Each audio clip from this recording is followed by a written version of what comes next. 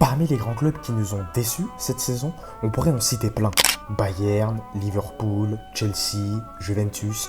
Et s'il y en a un qui m'a particulièrement frustré cette saison, je pense particulièrement à la Juventus de Turin. C'est donc l'occasion parfaite pour moi de vous proposer un nouveau mercato parfait pour relancer le club italien. Et comme le dit un très célèbre animateur et journaliste, parlez-en à vos amis. Plus sérieusement, le club italien va donc terminer une saison plus que mitigée sur le plan sportif avec une 7e place au classement, synonyme d'une qualification en Europa Conference League. Il faudra donc des renforts pour renforcer cette équipe de la vieille dame puisque plusieurs joueurs partiront vraisemblablement cet été. Je pense à André Di Maria ou même à Adrien Rabiot. C'est ce qu'on va faire dans cette vidéo.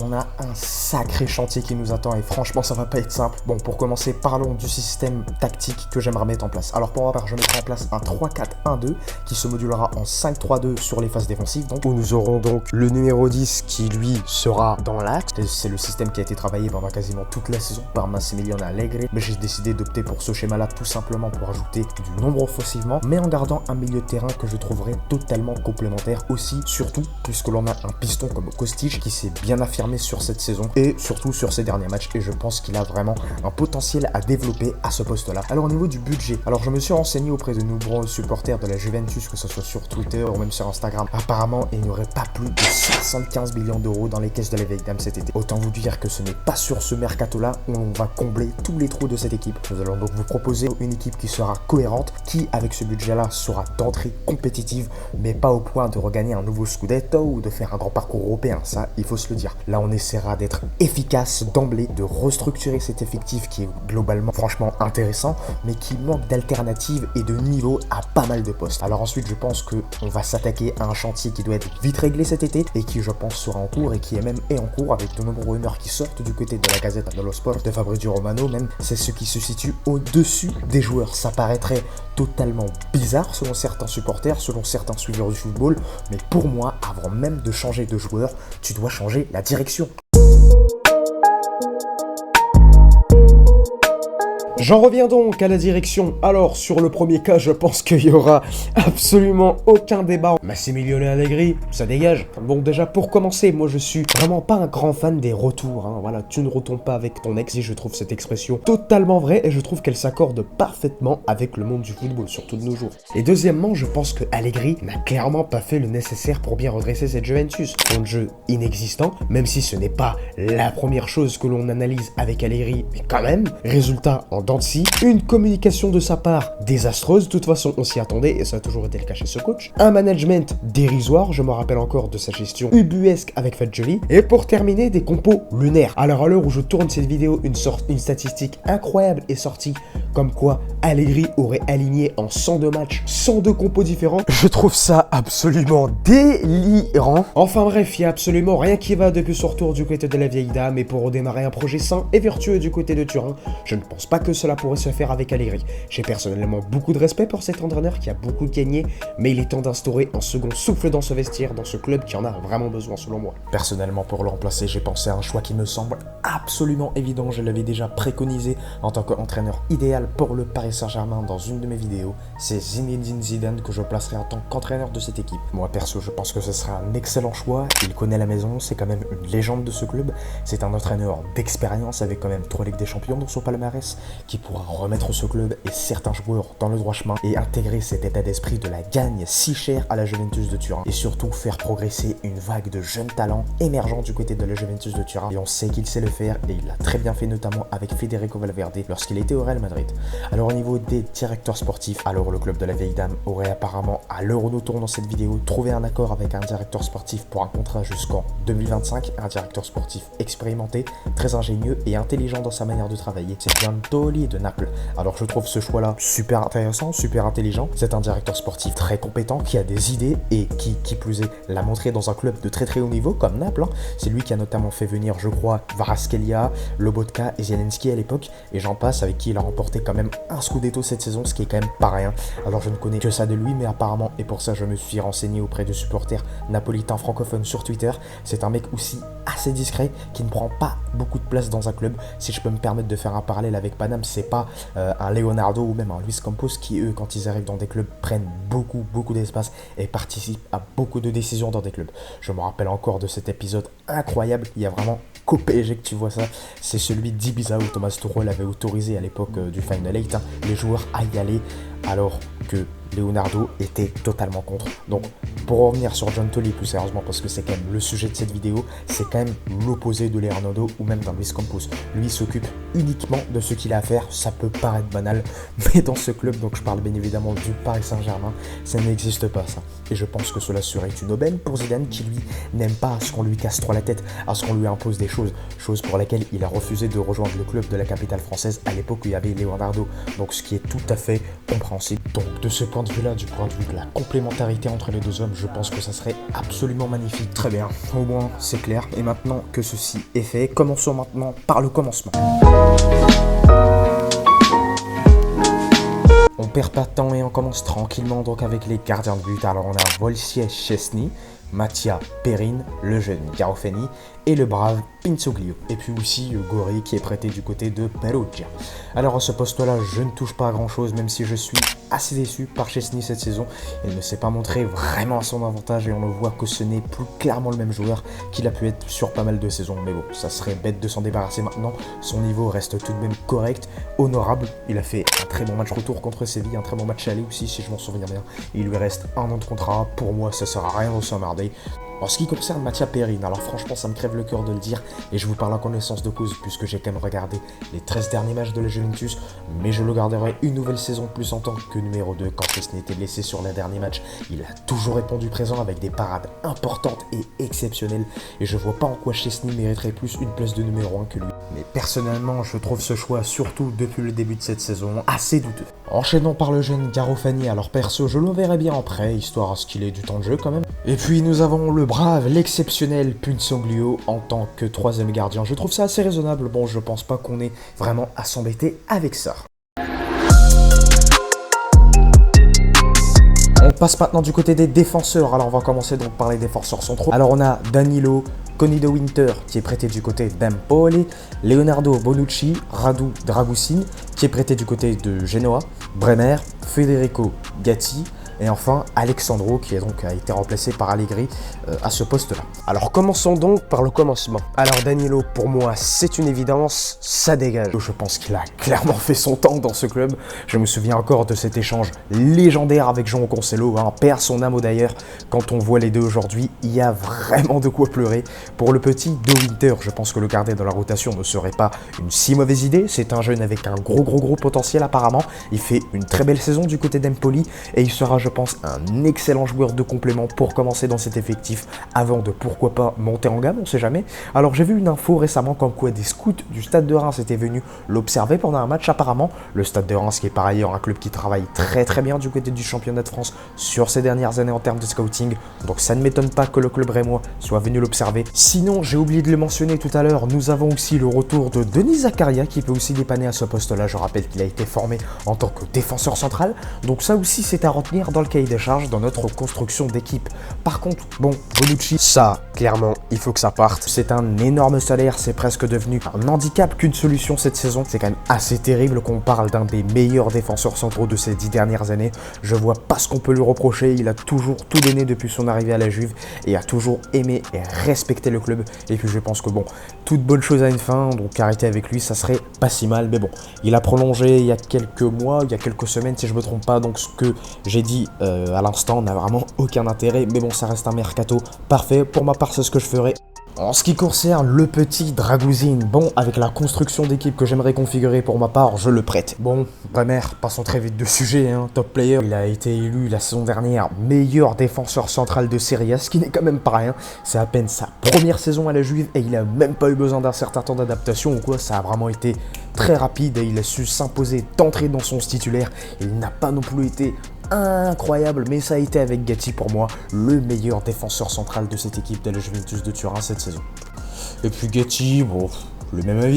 Franchement, c'est sa première très belle saison après un prêt plutôt concluant du côté d'un petit club de Serie A, je crois.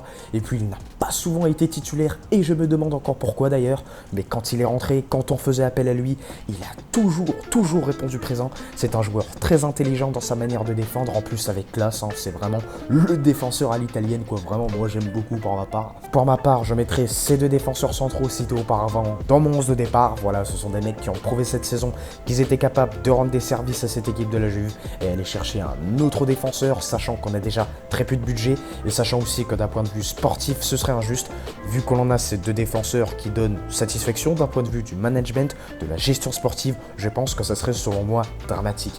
Et attention, on va quand même chercher des joueurs, mais ça sera plus tard. On enchaîne avec l'exceptionnel Daniele Rugani. Franchement, quelle énigme ce mec. Bon, c'était à ses débuts. Mon petit espoir de Serie A, vraiment assez intéressant, mais qui n'a malheureusement pas su saisir les opportunités données, puisqu'il a montré à de très nombreuses reprises qu'il n'a absolument pas le niveau pour jouer dans un club comme le Juventus de Turin. Dans sa manière de défendre, je le trouve toujours très naïf, pas assez rassurant, pas assez décisif et surtout pas assez calme. J'ai l'impression de me répéter sur ce que je disais sur Kimpembe dans ma vidéo Mercato Parfait sur le Paris Saint-Germain, mais le mec joue toujours comme un espoir, quoi. En fait, il n'a pas progressé d'un poil. Il n'a pas assez les crocs pour jouer à ce poste-là, dans un club surtout aussi exigeant sur le plan défensif que la Juventus de Turin. Encore une fois, quand on critique un joueur, les amis, retenez bien ça ne veut pas forcément dire qu'il est mauvais. Il a certainement du talent, mais pas pour ce type de club-là, tout simplement. Il faut se le dire que tout le monde est différent et que tous les jeunes émergents ne connaîtront pas forcément une carrière à la Mbappé ou à la Erling Haaland. Et puis pour terminer, Alexandro, je fais un petit parallèle pour rappeler au passage qu'il a prolongé son contrat lui aussi avec la Juventus de Turin. Pour ma part, pour moi ça a été il y a de ça, allez, 5-6 ans comme ça, un des meilleurs latéraux du monde. Le mec cavalait dans tous les sens, débordait beaucoup, centrait beaucoup et était très propre défensivement aussi. Autant là, je suis désolé, mais là, il me fait vraiment de la peine. Je le trouve toujours, je sais pas pourquoi, mais en décalage avec le reste de l'équipe, que ça soit sur le plan technique. Je me rappelle encore de sa paire de balles incroyable sur le but d'En-Nesyri au match aller face à Séville. Il ne donne généralement pas la même partition que ses coéquipiers et ça, je le ressens à chaque fois que je le vois jouer et franchement, ça me pique les yeux. C'est vraiment incroyable. Donc, un petit transfert à 0€, voire une résiliation de contrat à la bien. Même s'il faut mettre beaucoup d'oseille, il faut le faire. C'est pas avec ce genre de carcasse-là que la Juventus avancera. Il faut de la jeunesse, du sang frais et installer un nouveau souffle dans cette équipe de la Juventus de Turin. Nous avons donc parlé auparavant des joueurs présents, mais nous n'avons que 2 défenseurs centraux titulaires dans cette défense à 3. Il faut donc chercher un défenseur central titulaire pour cette équipe turinoise. Et personnellement, dans mon choix, il y aura un critère que je privilégierai, c'est celui de l'expérience, puisque nous avons 2 très beaux défenseurs centraux, sur ça il n'y a rien à dire, donc Bremer et Gatti, mais qui sont pas assez expérimentés à mon goût. Donc d'un point de vue managérial, pour la construction de mon équipe, je privilégierais ça. Et pour moi, il y a un nom qui me semble absolument évident. Il est en fin de contrat, c'est un joueur d'expérience, il sort de nombreuses grosses saisons du côté de l'Inter de Milan, c'est Stéphane De Vrij. Même ça reste un choix à moindre coût, qui en plus je pense t'apportera de suite. Il connaît très bien la Serie A et les gros matchs de Coupe d'Europe, donc pour moi ça serait une aubaine. Et sinon, deuxième choix, si jamais ça se fait pas pour Stéphane De Vrij, pour ma part je prendrai un défenseur international espagnol qui réalise plutôt une belle saison du côté de Villarreal, c'est Pau Torres. Alors même s'il est pisté par Aston Villa, notamment par le biais de son ancien entraîneur qui est donc Unai Emery, je pense que si on lui propose un véritable projet où il pourra être titulaire et progresser, je pense qu'il pourrait signer. Mais perso, pour moi, je pense que c'est beaucoup trop cher, mais je suis obligé. 30 millions d'euros pour Pau Torres, je suis désolé, je n'ai absolument rien contre le joueur, mais je ne pense pas que ce qu'il montre correspond à ce qu'il vaut. Quand même, j'en ai vraiment marre de ce foot business perso. Alors je vais pas faire le connaisseur et vous dire que je l'ai déjà vu jouer, puisque ce n'est pas le cas, mais je me suis quand même renseigné auprès des supporters Villarreal sur Twitter, et apparemment il est gaucher. Bon, ça c'est quand même une information importante pour les sorties de balle, ça peut être un facteur très important. Il est endurant, athlétique et il a une bonne qualité de relance. Moi je trouve ce choix là intéressant, mais pas plus que ça en fait, parce que là dans ce club on doit définitivement mettre sous le tapis des paris. Maintenant il faut remplacer les tontons Bonucci et Chiellini, et je pense que ça va pas être simple, par des joueurs de haut niveau, des mecs qui quand ils arrivent tu sais qu'ils t'apporteront de suite quoi en fait. Alors je dis pas que si De Vrij signe à la Juve il apportera de suite, je ne suis pas devin, mais au moins à son arrivée, il présentera plus de garanties qu'un Pau Torres. C'est tout simplement. Sinon, pour suppléer Stéphane De Vrij, voire même pour installer une concurrence à ce poste de défenseur central gauche, il y a un joueur français, parisien, talentueux, qui est en plus en fin de contrat cet été et qui, je pense, sera un excellent renfort à moindre coût en plus pour le club de la vieille dame. C'est Evan Ndika. C'est un joueur que personnellement j'admire énormément. Il a une excellente qualité balle au pied, il a un très bon placement, une bonne science défensive et pourra monter en gamme avec des joueurs d'expérience et surtout en intégrant un club du calibre de la Juventus de Turin. Très bien, enchaînons maintenant par les entre guillemets pistons de cette équipe. Alors on a du Kostic, Cuadrado, Samuel Ealing Jr., Gianluca Frabotta qui est prêté du côté de Frosinone, Alessandro Di Pardo qui est prêté du côté de Cagliari quant à lui, et enfin Mattia De Siglio.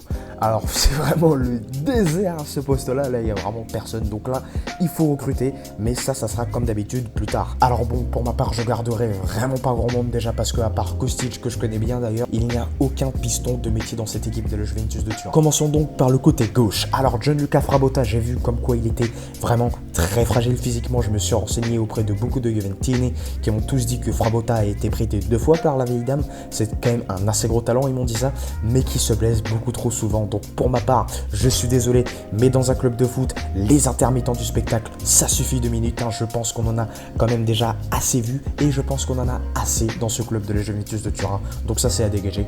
Enchaînons donc par Kostic. Donc je garde, pour ma part, ça a été l'une des satisfactions de ce mercato estival de la Juve avec Bremer, à n'en pas douter. Je le connais très bien, c'est un joueur qui a été un ancien joueur de Francfort en Bundesliga. C'est un joueur qui aime énormément déborder sur son côté gauche, qui fait énormément d'appels, énormément de courses. Il est très altruiste aussi puisqu'il a quand même délivré une dizaine de passes D sa dernière saison à Francfort avant son départ. Donc pour moi, je suis désolé, mais c'est intouchable à ce poste-là et je le placerai en tant que titulaire indiscutable en tant que piston gauche de cette équipe de la vieille dame.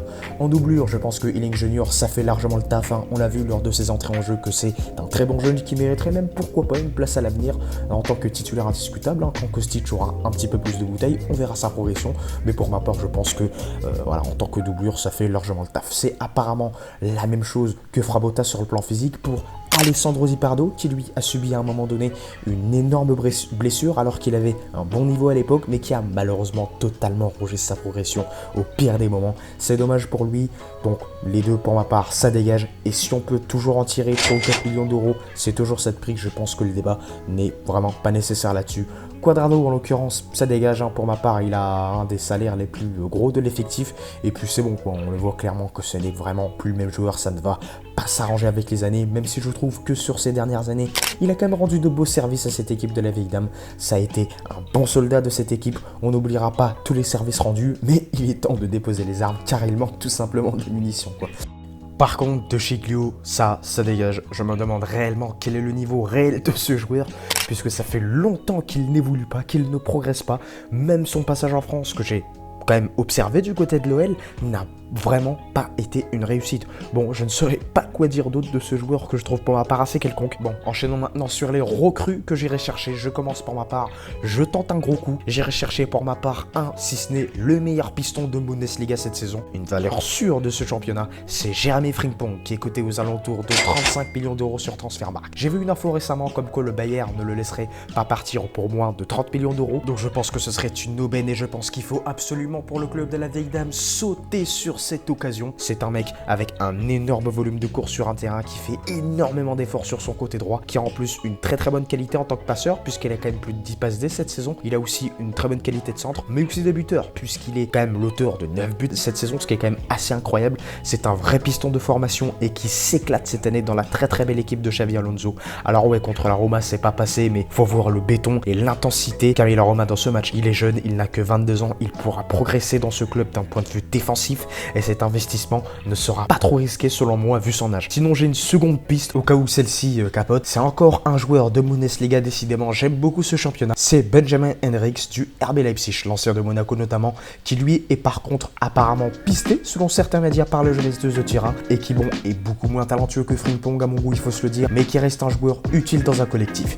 Il est polyvalent, il joue même en ce moment piston gauche pour l'équipe de Marco Rose, mais je trouve que d'un point de vue purement défensif, il est déjà beaucoup plus rassurant que le néerlandais. m'attendais. Mais offensivement, je le trouve beaucoup moins entreprenant, beaucoup moins incisif. Et j'ai beaucoup plus préféré sur la saison de Leipzig un Mohamed Simakan placé en tant que piston droit que lui. Et sinon, pour suppléer, bah écoute, il n'y a pas 20 000 pistons qui courent les rues. Je me suis donc tourné sur un choix qui paraîtrait bizarre selon certains, puisqu'il ne joue même pas piston. Il joue latéral droit. Il sort d'une brillante saison avec l'excellent Brighton de Roberto De Zerbi. C'est Joel Veltman. Il ne joue pas piston, mais est très très fort offensivement. Donc je pense que ce poste-là ne lui posera aucun problème d'un point de vue tactique, puisqu'il sera épargné de plusieurs tâches défensives. C'est aussi un profil différent de celui de Jeremy Frimpong. Et on le sait que pour un coach, c'est important de ne pas avoir que des joueurs identiques dans un collectif. C'est un joueur de devoir, un vrai soldat avec un très bon état d'esprit sur le terrain. C'est un bon mec de groupe aussi qui en plus a eu des envies d'ailleurs à un moment donné. Et je pense qu'un challenge à l'étranger dans un club de la dimension de la Juventus de Turin lui tenterait bien. Après, je fais ce choix que par défaut puisque l'on a très peu de budget. Évoquons donc le milieu de terrain de cette équipe. Alors nous avons du Manuel Locatelli, Nicolo Fagioli, Denis Zakaria qui revient de son prêt en provenance de Chelsea, Adrien Rabiot qui sera en fin de contrat, Arthur prêté du côté de Liverpool, Weston McKennie qui lui a été prêté du côté de Leeds, Fabio Miretti, Filippo Ranocchia prêté du côté de Monza, Hans Nicolosi Caviglia prêté du côté de la Salernitana, Nicolo Rovella prêté du côté de Monza lui aussi, Paul Pogba et Leandro Paredes prêtés en provenance du Paris Saint-Germain. Alors commençons chronologiquement, nous avons l'option d'achat de Manuel Locatelli qui sera donc automatiquement normalement levée. La vérité pour moi ça doit être ce joueur qui incarne ce nouveau projet avec aussi les autres milieux de terrain dont nous allons parler plus tard hein, comme Rovella, Fagioli etc. Ça sera je pense pour moi une référence à son poste s'il continue de bosser et c'est pour ma part un joueur que j'aime beaucoup Locatelli. Donc pour ma part il est bien évidemment parti pour être titulaire dans ce double pivot bien dégueulasse au milieu de terrain, aux côtés d'un certain Nicolo Fagioli qui s'est blessé gravement récemment d'ailleurs contre Séville.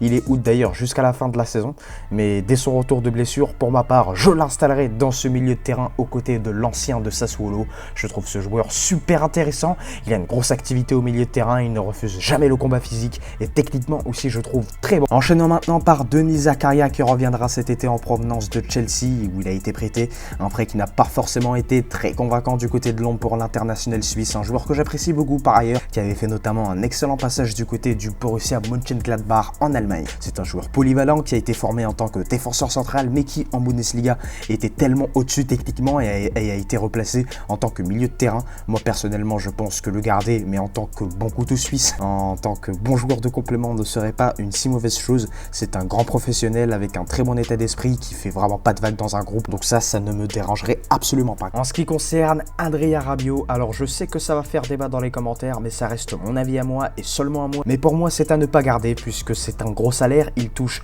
actuellement 7 millions d'euros de mémoire et forcément, qui dit prolongation, puisqu'il voudrait prolonger apparemment, dit revalorisation salariale. Et apparemment, le vice-champion du monde 2022 réclamerait un salaire exorbitant d'à peu près 10 millions d'euros pour prolonger son contrat du côté de Turin. Donc non, selon moi, il ne faudrait pas le prolonger. Je ne remets pas en cause ses performances sportives qui sont très bonnes, mais loin d'être extraordinaires tout de même, mais tout simplement pour des raisons purement budgétaires. La Juve a besoin d'argent et est en pleine crise économique depuis la pandémie de 2020 et a besoin de se refaire une santé sur le plan économique. Donc prolonger un joueur qui approche de la trentaine pour un salaire princier, je trouve que d'un point de vue gestionnaire, ça serait déplorable. Très bien. Bon Arthur, on va passer très vite, ça dégage, hein. C'est comme Alexandro. Je pense qu'on est vraiment sur la même longueur d'onde, il n'y a vraiment aucun débat là-dessus. Sur le cas de McKennie, alors Leeds a l'air plutôt content de lui et devrait apparemment, selon plusieurs sources, lever l'option d'achat qui est je crois d'à peu près 35 millions d'euros avec un prépayant d'à peu près 1,5 million d'euros tout de même. Pour un club qui veut se restructurer sur le plan financier, c'est absolument pas négligeable, donc c'est à vendre pour moi. Après la très belle vente de Matthijs de Ligt cet été du côté du Bayern Munich pour la somme astronomique de 80 millions d'euros, c'est encore une excellente nouvelle pour les finances de la vieille dame. C'est un joueur que j'ai jamais vraiment apprécié pour ma part, mais qui est tout de même assez talentueux. Pour moi, ce serait un excellent renfort financier. Très bien. Enchaînons par un autre crack de la Juventus, c'est Fabio Miretti. L'avenir s'annonce quand même radieux à ce poste de milieu de terrain pour la vieille dame. Pour moi, c'est un joueur à prêter tout simplement parce qu'on sent qu'il est talentueux, ça, c'est vraiment pas le souci, mais il manque de jus, il manque de maturité dans son jeu et je pense qu'avant qu'il puisse avoir un rôle dans cette équipe, il faut le prêter au moins 1 an ou 2 ans dans un club intermédiaire de Serie Serie A pour qu'il puisse se refaire les dents sur le plan footballistique et je pense que selon moi, ça lui fera du bien. En ce qui concerne Filippo Ranocchia, j'ai pas d'avis particulier à émettre sur lui puisque c'est un joueur que je n'ai jamais vu jouer.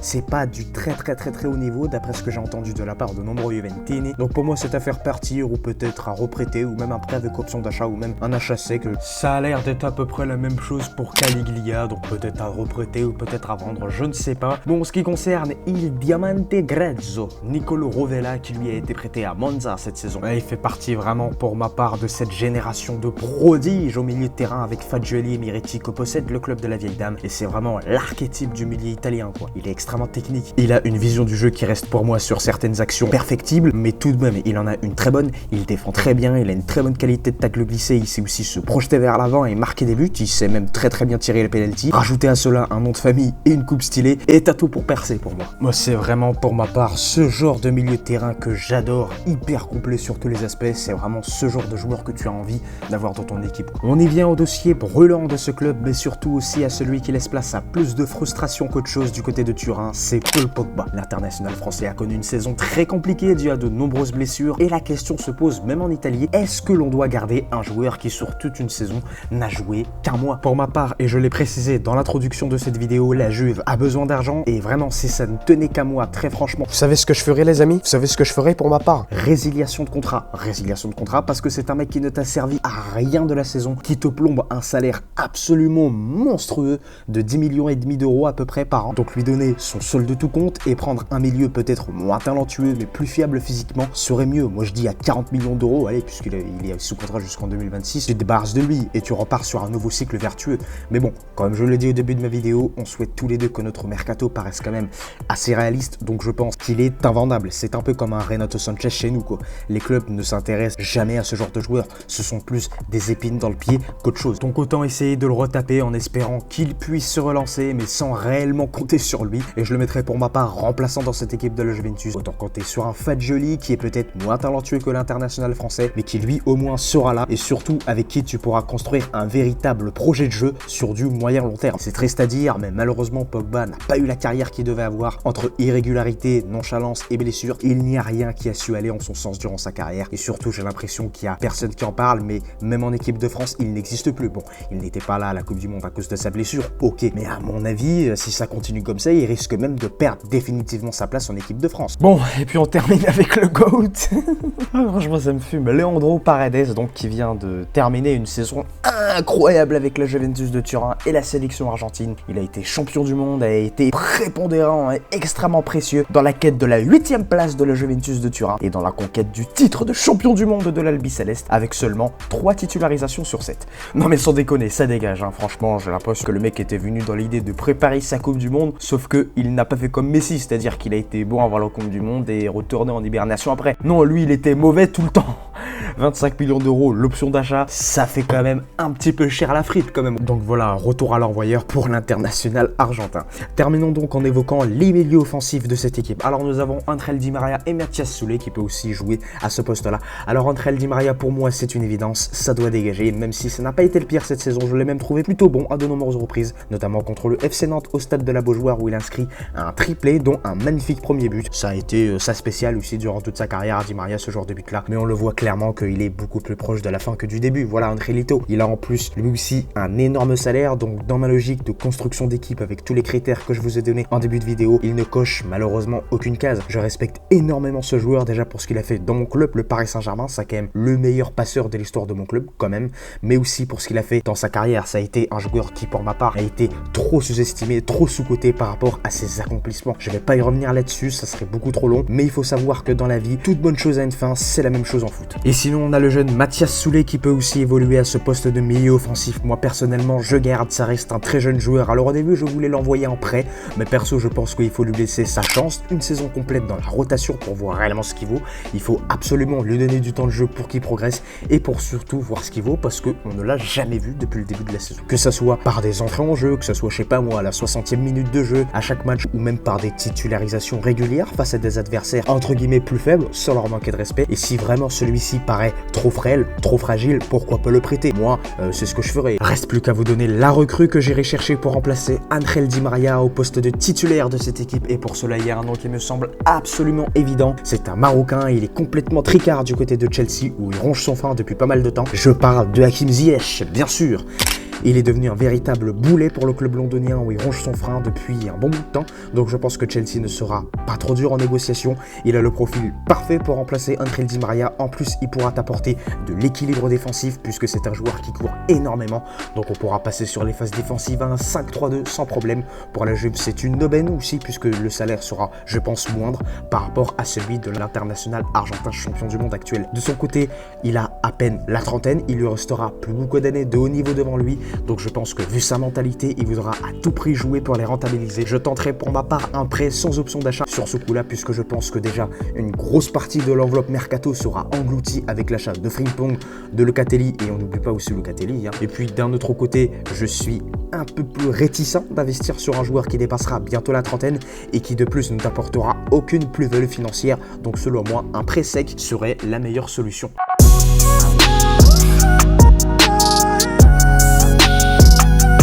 On passe maintenant à la partie que vous attendiez tous en cliquant sur cette vidéo, je pense, c'est la ligne d'attaque. Je tiens à préciser par ailleurs que dans notre système de jeu, on évoluera avec 2 attaquants et un numéro 10 en retrait. Nous avons donc Marley Ake prêté du côté du DFCO, Federico Chiesa, Kulusevski prêté du côté de Tottenham, Félix Correa prêté du côté de Maritimo, Marco Piaka prêté du côté d'Empoli, Caio Jorge, Moïse Kean prêté depuis Everton, Arkadiusz Milik prêté du côté de Marseille, Cosimo Marca da Gracia et enfin Dusan Vlahovic. Il y a vraiment un beau ménage à faire dans ce secteur-là. Commençons donc tranquillement par le petit Marley Ake. J'ai même vu qu'il y a quelques jours que le mec avait marqué son premier but en pro, je crois, donc autant bon le reprêter qu'il se refasse les dents sous le jeu rugueux de Pascal Dupraz du côté de la Ligue 2. Pascal Dupraz qui a d'ailleurs réussi encore quelque chose d'incroyable en maintenant cette équipe de Dijon en Ligue 2 qui se battait jusqu'alors pour son maintien. Ensuite, bon, Federico Chiesa, bon à garder évidemment, hein, je pense pas que cette question se pose. Il ne sort pas de sa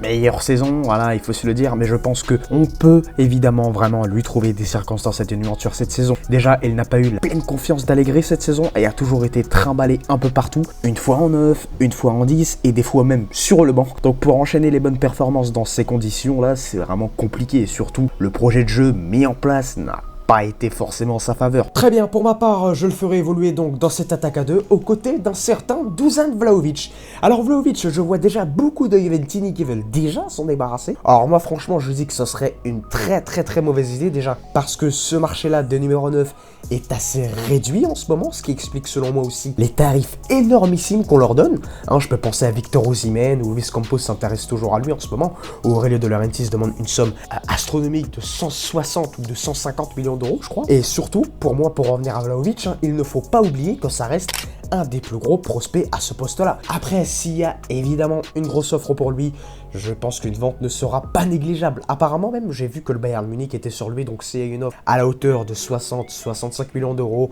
Je ne pense pas qu'on pourra le garder du côté de la Juventus de Turin, vu qu'on connaît les situations du club italien sur le plan financier. Mais dans la construction d'équipe que j'aimerais configurer, pour moi, il coche absolument toutes les cases. Il est jeune et a une marge de progression conséquente. C'est un des plus gros prospects, comme je l'ai dit auparavant, au poste de numéro 9, donc pour le remplacer, ça serait, je pense, très compliqué. Et il est aussi dans une équipe qui ne lui donne pas forcément les moyens de réussir. Durant les matchs, il ne touche quasiment pas de ballon. Il est même obligé de redescendre parfois pour en toucher, ce qui fait qu'il est beaucoup moins lucide devant le but par moment, ce qui explique sa disette selon moi. Donc personnellement, je le garderai dans cette équipe en espérant qu'il se relance puisqu'il a un talent qui est indéniable selon moi. Sur le cas Kulusevski, alors moi personnellement, je vendrais. C'est un mec qui a été très bon à un moment donné à la Juventus, mais qui n'a pas su imposer son style et surtout s'imposer dans un club comme Tottenham. Quand je le regarde jouer, je sais pas pourquoi, mais je trouve qu'il fait toujours autant la même chose. Il court sur son côté, repique dans l'axe et on voit toujours une vieille chiche dans la surface. Je trouve pas qu'il ait spécialement progressé. Je trouve même qu'il a régressé chez moi.